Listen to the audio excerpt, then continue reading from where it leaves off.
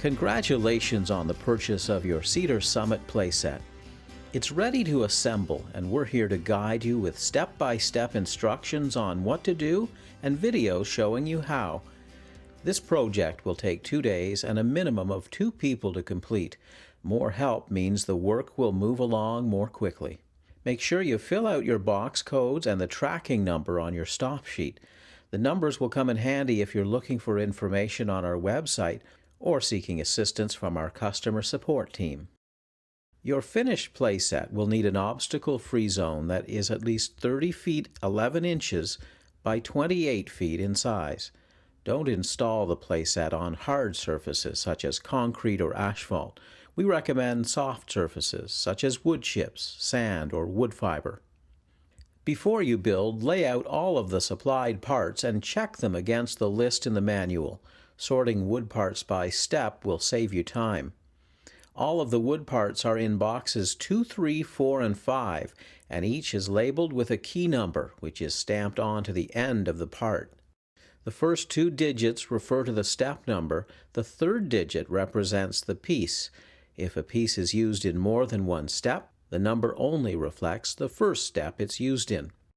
If you're missing a piece, contact our customer service department. Retailers don't stock replacement parts.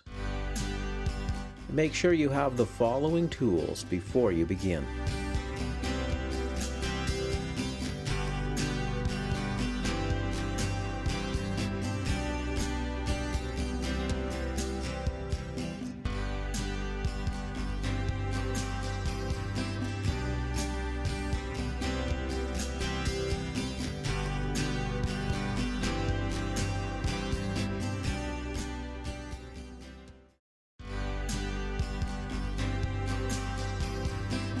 Place the bench on the floor with the legs facing up.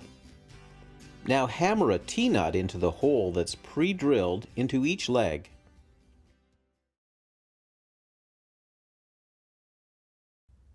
Extend one set of bench legs and the T-shaped support arm next to it and bolt them together using the hardware listed here and in your assembly manual.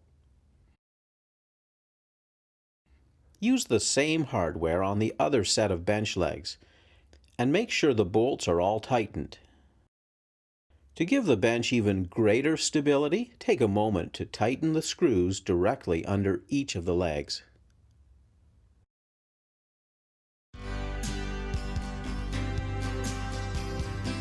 Place the left and right access rails on the ground so they're parallel and the grooves are facing in. Fit the 4 ladder treads into the grooves, making sure the top edge of each tread is flush with the front of the access rails. Now fasten each of the ladder treads in place using 4 wood screws. Attach 2 swing brackets at the angled edge of the ladder. Each swing bracket should be flush with the edge of both access rails.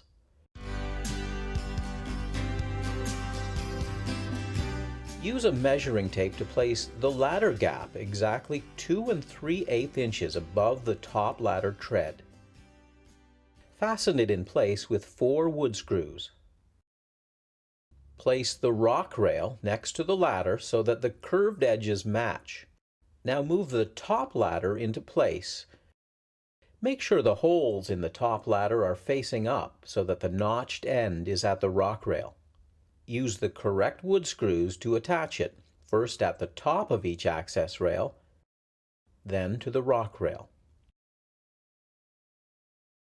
Add 1 more swing bracket where the angled edge of the rock rail meets the top ladder.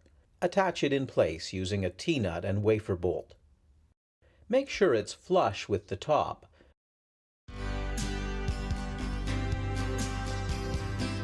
Place the board access at the top of the assembly and move it into position by checking to see that it's flush against the right access rail. Add the rock bottom to the other end of the assembly. Make sure it's flush too. Now place the remaining rock boards so that the holes are staggered. You can do that by making sure boards with the same number aren't side by side. Once all of the rock boards are snugly in place, use a square to ensure they're properly aligned. Fasten them to the rails using the appropriate wood screws. Next, place the handrail into position at the front of the left access rail. It's important to use a measuring tape to make sure the top hole is positioned 1 inch in over the top of the rail. Drill 2 pilot holes and then fasten the handrail to the front and top of the rail using wafer lags.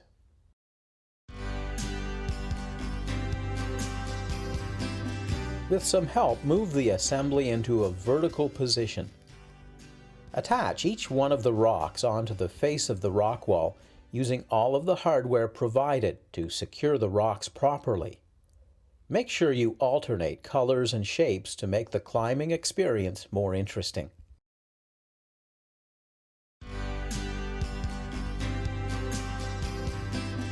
Place the cafe chalk wall window panel on the floor so that the windows are on top. Move one of the window shutters into place along the outer edge of a window. When it's flush to the edge of the panel, secure it in place with 3 trim screws.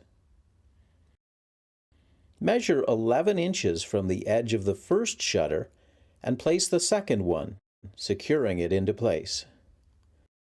Repeat those steps at the other side of the panel, beginning with the shutter nearest the outer edge.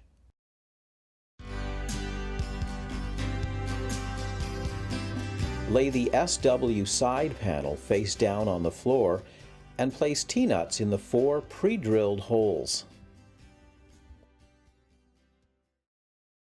Flip the panel over and position the SW wall along the top edge. Once the 4 holes line up, fasten the SW wall into place using hex bolts.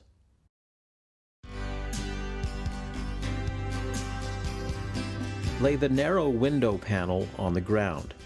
Near the lower right corner, measure 3 1/4 inches up from the bottom and position the corner panel bracket tightly against the inner edge of the beam.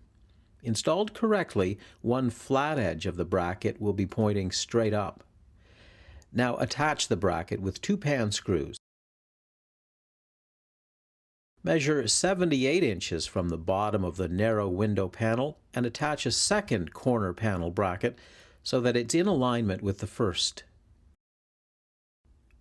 With some help, position the narrow window panel against the edge of the SW side panel. Make sure the bottom edges of the 2 panels are flush. Then use 2 pan screws to secure one of the corner panel brackets in place on the SW side panel. Repeat that step to attach the bracket at the other end.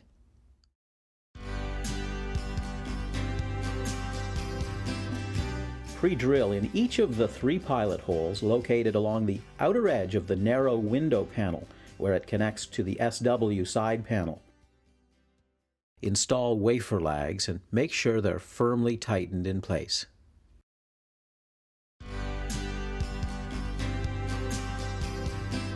Place the door side panel on the ground with the inside facing up.